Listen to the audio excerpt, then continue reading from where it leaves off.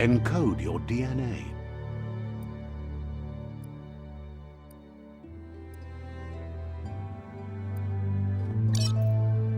Define your genetic structure. Choose a genetic resilience. Choose your fur style. Pick your main color. Choose your detail color.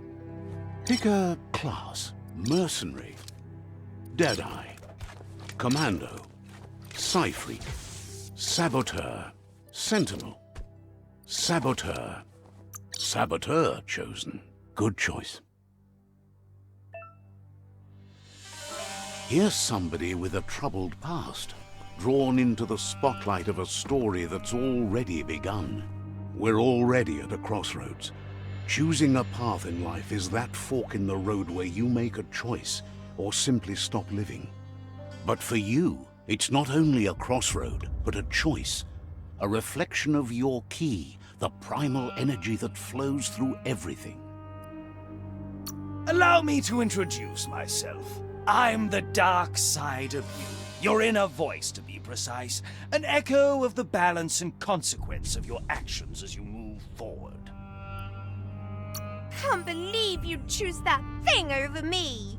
But I'll be here waiting for you when you have a change of heart. That thing? I'm right here. Let me remind you, we're two halves of the same. With the difference being I'm the better half. Better half? My way is both better and brighter. Light makes it easier to see the best end. The best end is the one you decide yourself. And it seems we're headed in the right direction.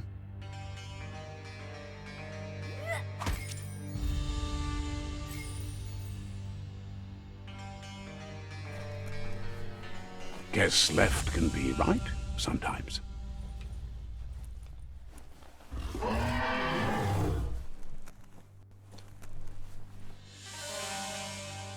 Stories of death and the bodies left behind. A reminder that we're at the mercy of nature and the one that preys on others.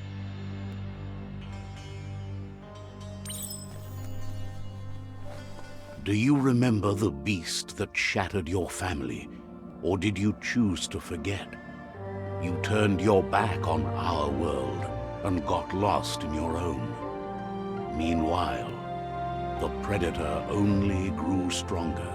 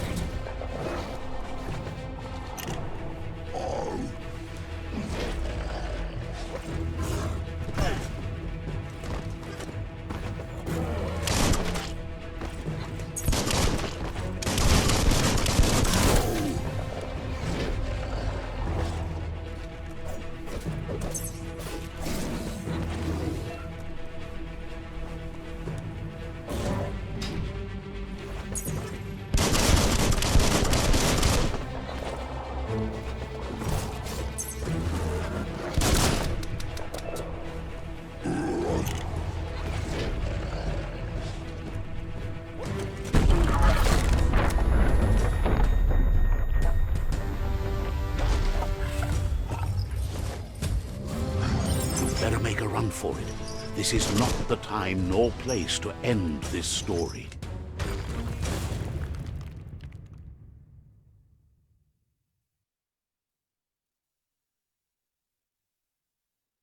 This time, it was best to run and live to fight another day. Let us hope you're ready for it when it comes.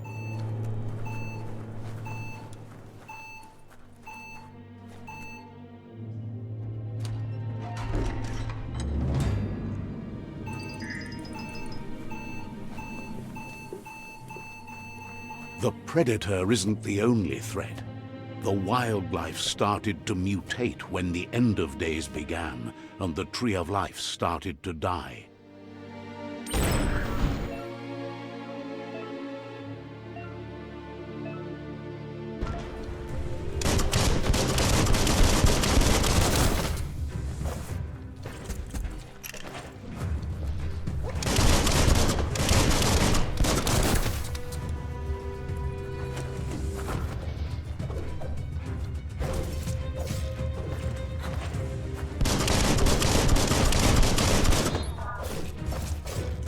Now that's a flesh wound.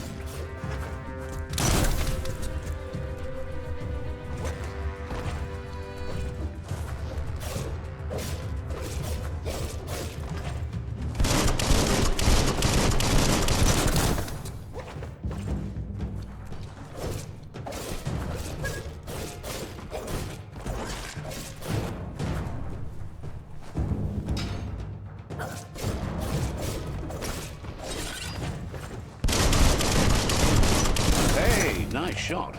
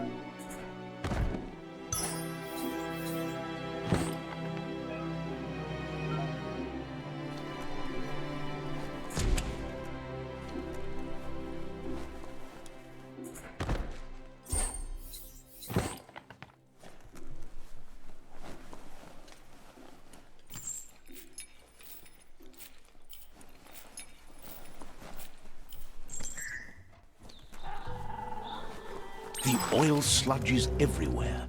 To most, it only means death. But some have adapted to the new environment and changed with it. Evolution has its ways.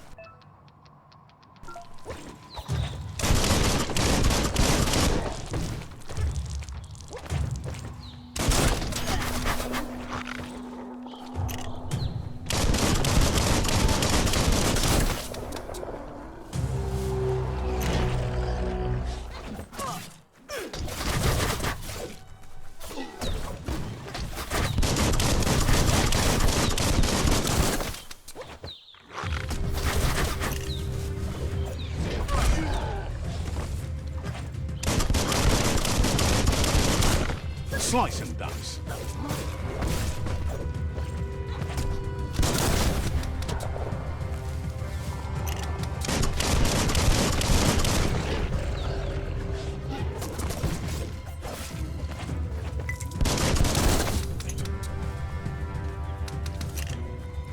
Bullets everywhere.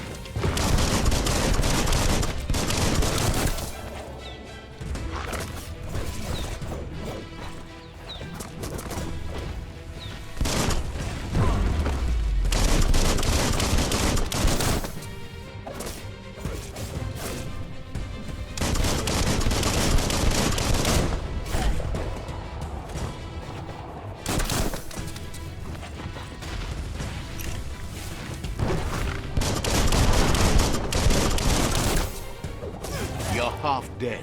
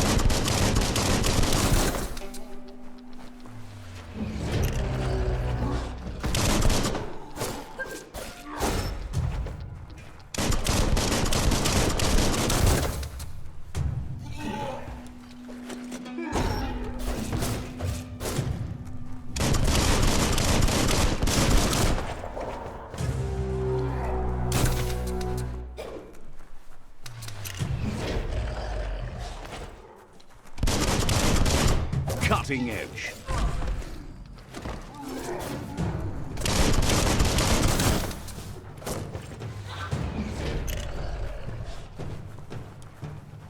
So much damage.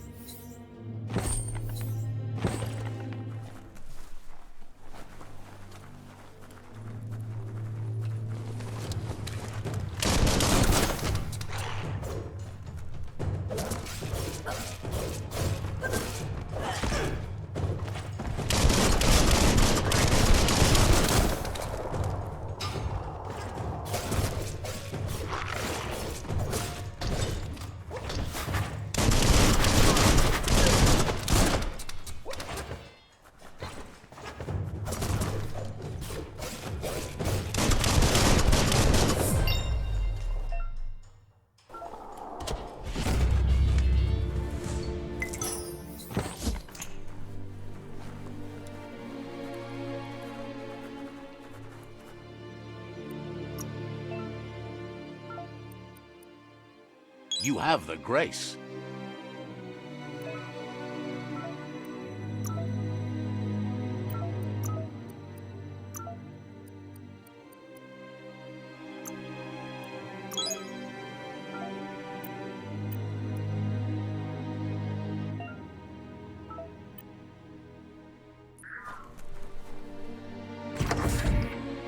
Look, an emergency box from the once was. A rare sight.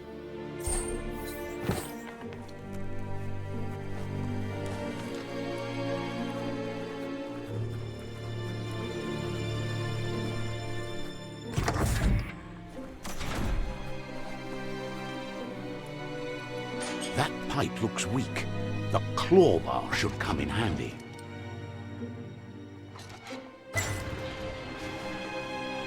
Whoa! It's time to find a way out of this place. No, really, I mean it.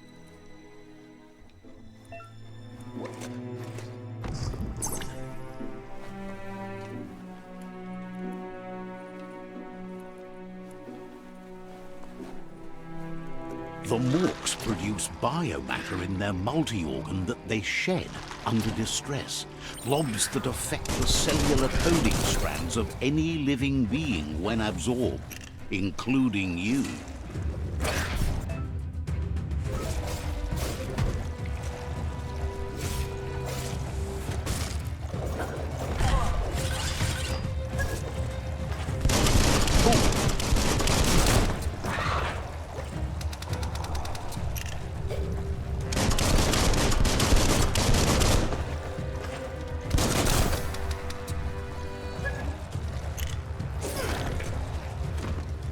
You're fading.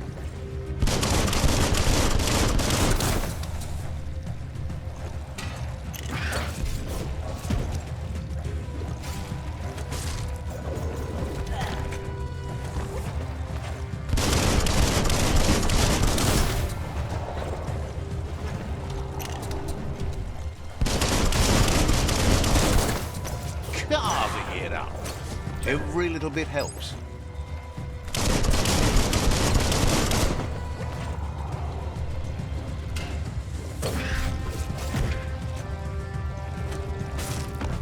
Wow.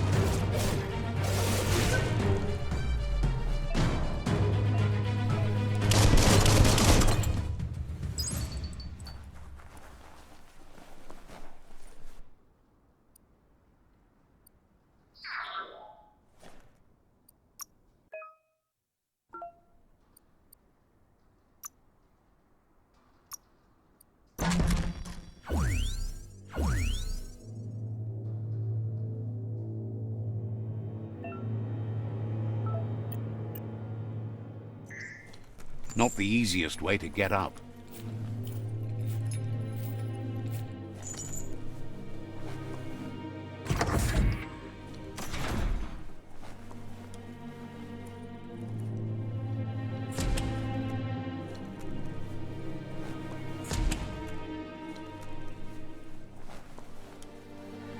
Toxanol built vessels called arks to save themselves from the impending doom. But was it too late? It is only from the flight logs of the single ark they left behind that we know other arks traveled through the sky and beyond. It seems those that came before us never lost hope in finding a new home for their kind.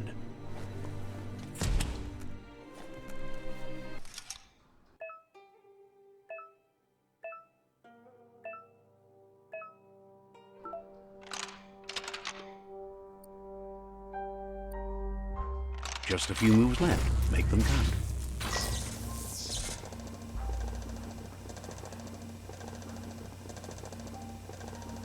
There are few records of the chain of events that led to the big apocalypse eons ago, but it's clear the world wasn't prepared for how recklessly the Toxanol Corporation would make its mark on the world. Their rare earth mining and nuclear industries generated tons of waste, and, without consideration for the future, they dumped it all in landfills until they ran out of space. That's when they made the big mistake. They began dumping the toxic waste in the surf just off the coast instead, assuming that it would sink and decay with time. And they were right. But no one was prepared for what was about to unfold. Once in the surf, the radiation interfered with the genetics of the wildlife and created bizarre mutations in their offspring. It had an inconceivable impact on biodiversity and the entire ecosystem. The world as they knew it crumbled as nature retaliated. It would never be the same again, and what remained of it became ours.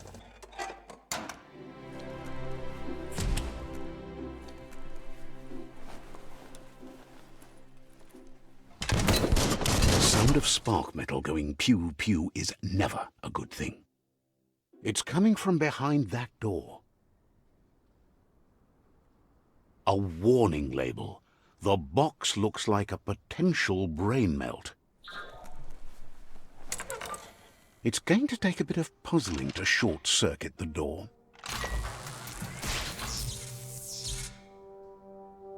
There you go.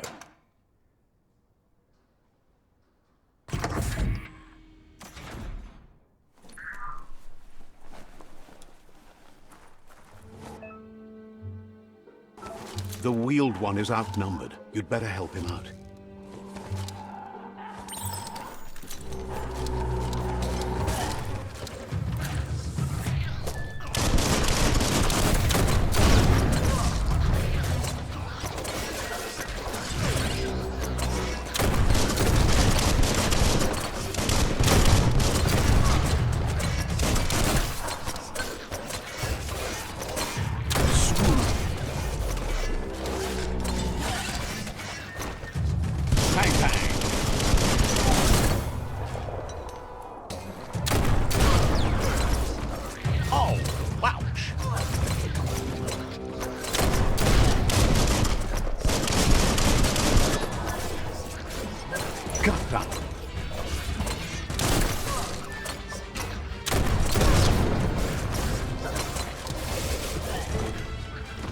Right in the face. Dent it down. Good.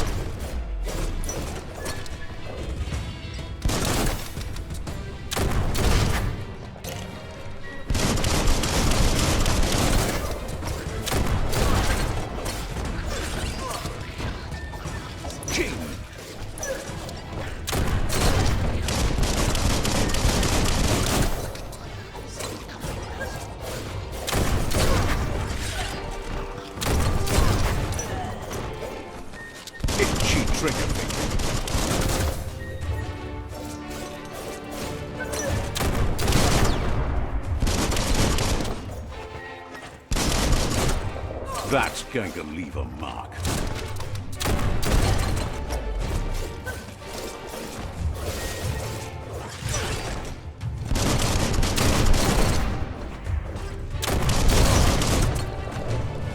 Slash and dash.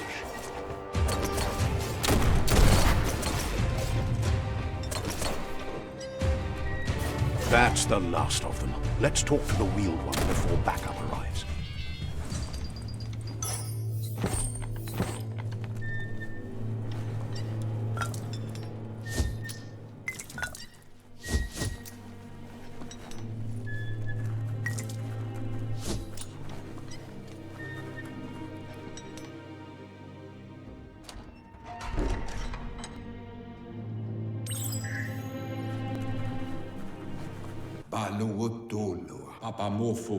He wants to thank you for taking his side against the scavengers. He sounds familiar. You just can't figure out why.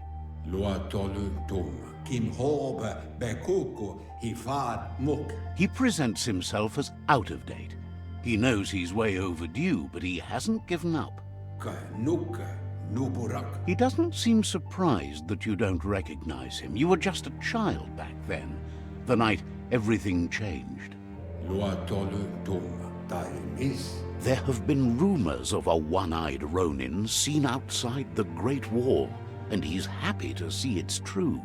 The legend of the one-eyed child that grew up as an outcast is old and sad.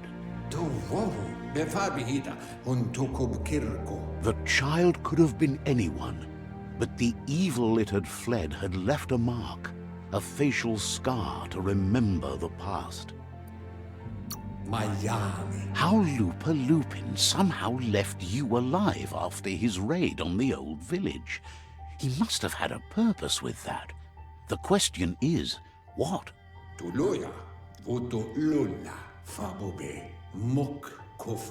There's no doubt you're the child, and that what Lupa Lupin did to your village, your Muma and Popsy, was the beginning of the end. He says it has taken you a long time to bring the past back up to the present, to find your way back, but he's grateful you have. It was after the attack that the unity fell apart. Your Muma's disciples divided and formed tribes as a reaction to the blight that had fallen upon the land.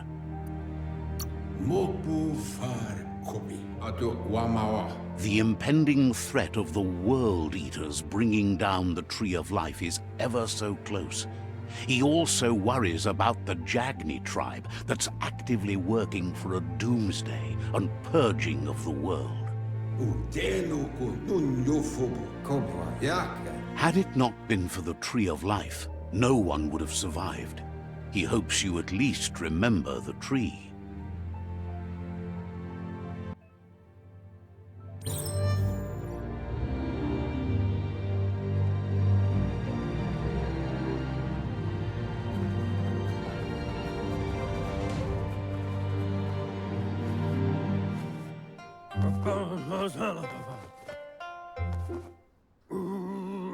Asks if you were tired, as it's a bit of a hike here from the village.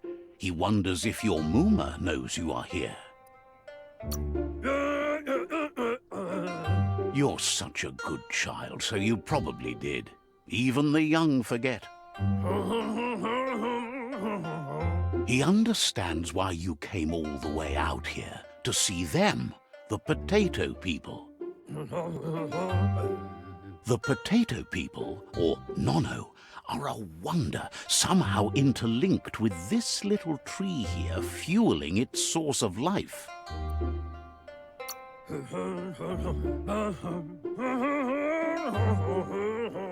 You might be right. Like potatoes, they're packed with energy, an excellent source of ki. The Nono prefer to hide in glitter grass. He says you should get over there and ruffle it. See if you can make one come out of hiding.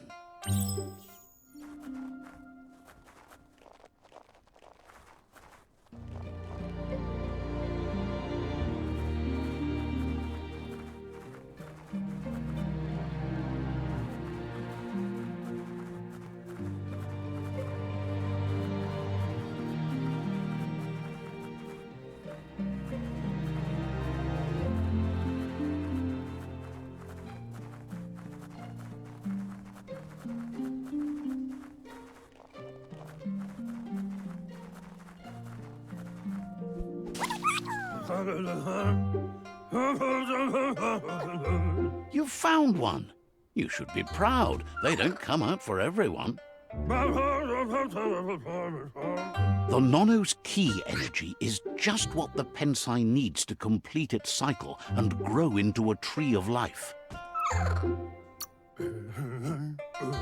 The small tree you saw up there where you met will eventually grow into a tree of life and start giving back to nature. It'll be the heart of the land. You'll need to support the tree for a long time to come. The only way it'll grow tall is with the burst of ki released from the Nono as they become one with the tree. You'll need a net to catch the Nono, and he wants you to use his, but asks you to be gentle. The Nono are sensitive beings, an embodiment of ki, the primal energy.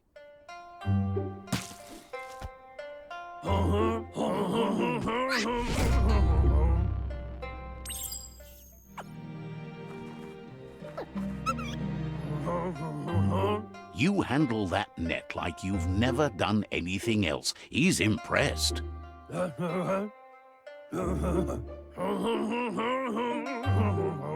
He's grateful for all the help he can get. There's lots of Nono out there that need to be guided to the roots of the Pensai tree.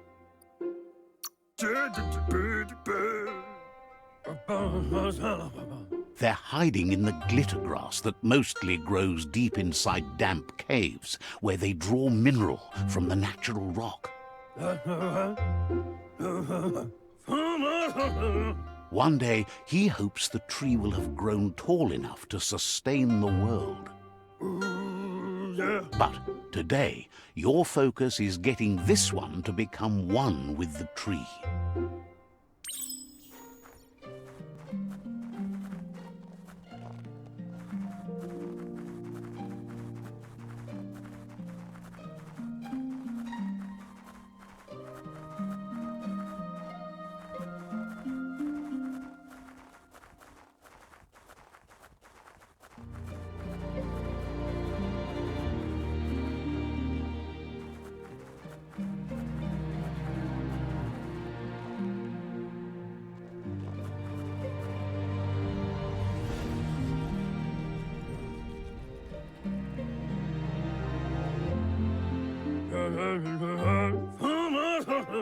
Now that you've seen the Nono's connection with the tree with your own eyes, you have no reason to doubt. From this day on, he'll make nurturing the Pensai into a tree of life, a life goal, not only for our village's sake, but for all of us, everyone. One day, the land won't be as peaceful. Not even your Muma will be able to protect us. You can already see the effects from how reckless those before us acted, and unless something changes, we're doomed.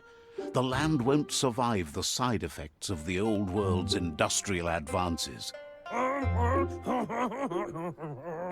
He says you'd better hurry back to the village before your Muma comes looking for you. You did good here today.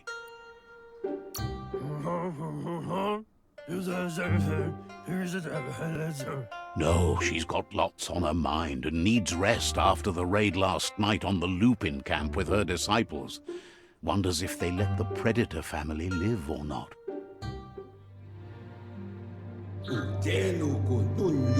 He lost you there for a while, but no memory is alone. It's part of a trail you can follow. He says he remembers every single day he devoted to growing the Tree of Life, but now he's afraid it might be in vain. The tree started to die when the end of days begun, and it wasn't long after that that the World Eaters arrived.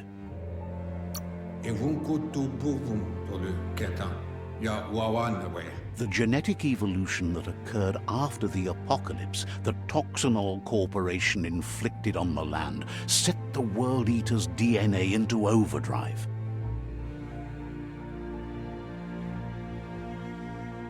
His friend Gizmo is working on a Mekton and needs help defeating the Jumbo Puff at the end of the West Route. Wiz is still repairing his octopod to confront the Merc Puff that dwells deep down under the surface at the end of the Northwest Route. Nocco has tamed the Midget and is preparing to take on the Hoof Puff at the end of the East Route. Finally, Goop is almost done with the Goo Glide, a machine able to ride the waves of the surf all the way out to the Porky Puff at the end of the route to the southeast. Out of Date says his friends are gearing up to stop the World Eaters. There's one at the end of each route. The road ahead won't be easy, but he's counting on your support. His friends aren't strong enough to end this on their own. He wants you to understand that you'll all die if the tree isn't saved.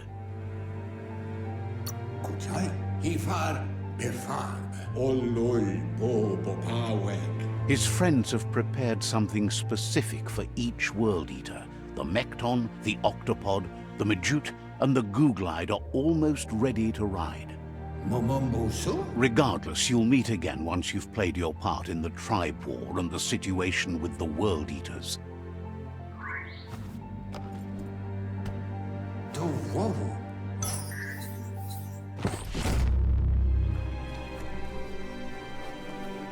You're getting the hang of it.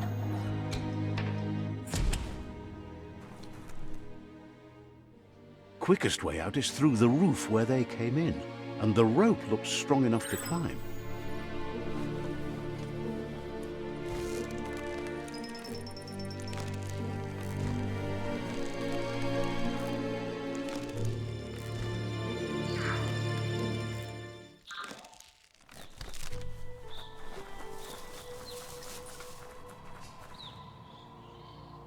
Know that the Tree of Life is dying.